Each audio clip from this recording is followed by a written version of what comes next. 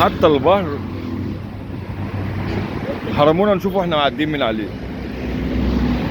يرضي مين ده يعني؟ هو انا سمعتها من كام سنه ان قالوا ما حدش هيشوف البحر غير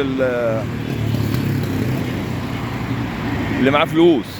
مش اي فلوس بقى يعني. شايفين المنظر؟ كنت بتستمتع وانت ماشي على الكورنيش وانت بتتفرج على البحر.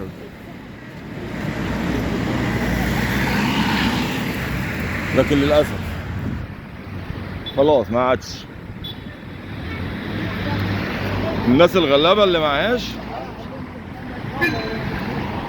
مش هتشوف البحر تاني. اهو البحر اتقفل خلاص.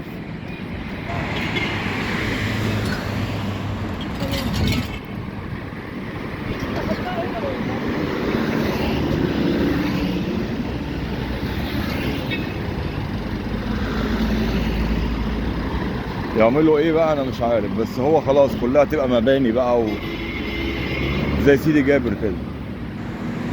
انت في سيدي جابر ممكن وانت راكب العربيه تقعد 10 دقايق كده ماشي، ما انت شايف البحر من كتر المباني. فخلاص هما بيعملوا كده بقى دلوقتي. البحر كله اتقفل. المنظر ده يعني في مكان هنا انا بقالي سنين بقعد فيه، للاسف ما عادش موجود خلاص. ما عادش ينفع اقعد فيه. اتصد. طبعا. تعالوا بقى نشوف ماكدونالدز، نشوف الناس قطعت ولا ما قطعتش.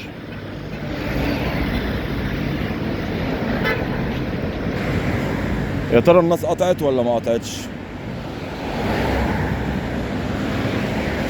تعالوا نشوف.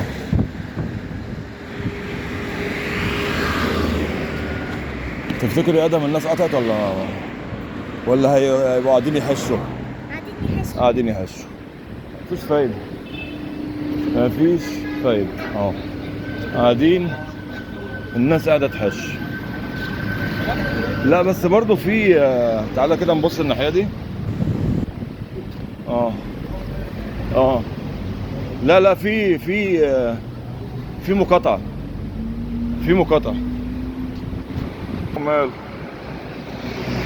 في مقاطعة فعلا. لا كده يعني ايه العملية؟ لا هنا كان بيبقى المكان مليان خالص.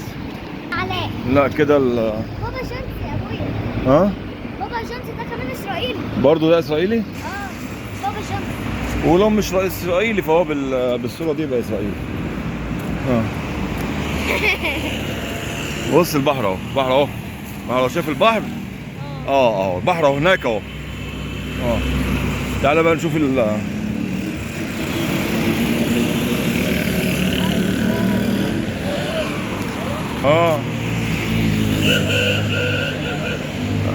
البحر؟ مفيش بحر يا جماعة.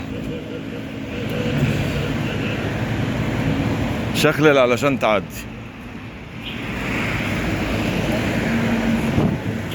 يعني انت لما كنت تبقى طالع من شارع جانبي كده وشايف البحر قدامك كانت متعة غير عادية.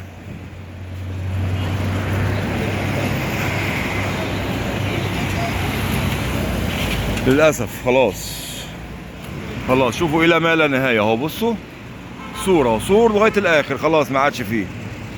طبعا اللي ما يعرفش كل ده بقى تبع الجيش. فعلشان تدخل بعد كده يا اما يكون معاك كارنيه جيش يا اما حضرتك يكون معاك مبلغ وقدره.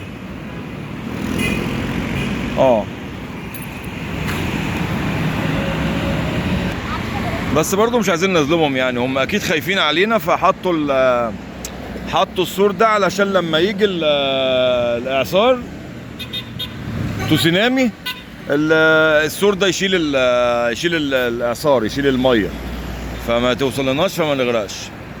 يعني لازم كلنا نشكر الدولة والسلام عليكم ورحمة الله.